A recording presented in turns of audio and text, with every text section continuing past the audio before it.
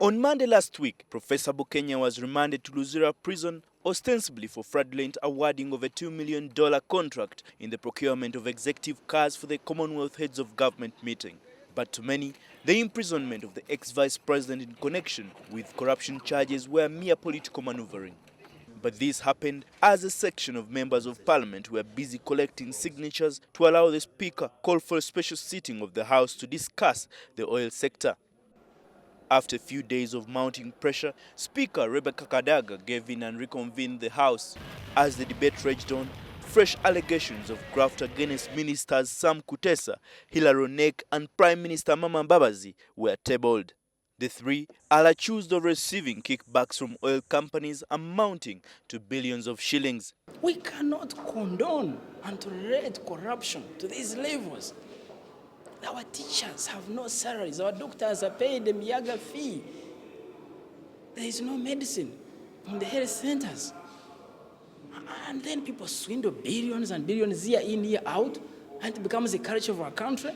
During the debate, legislators resolved that all implicated ministers step aside to pave way for investigations. The lawmakers are already threatening to draft a censure motion if the ministers remain defiant.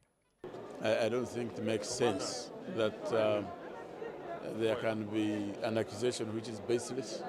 Someone produces a document alleging corruption and that someone steps aside.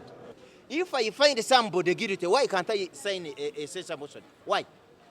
Tell me why. If somebody is found guilty, why can't I say censure that person?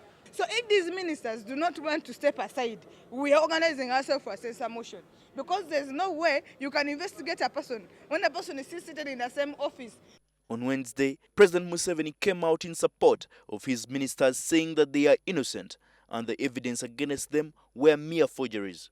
Some of the documents which were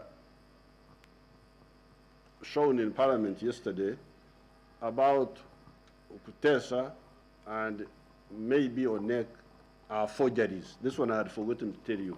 They are forgeries. Pundits argue that Museveni is always protecting top officials in government. Some names like that of Prime Minister Mama Mbabazi and Foreign Affairs Minister Sam Kutesa have in the past been linked to various scams but have always come out unscathed.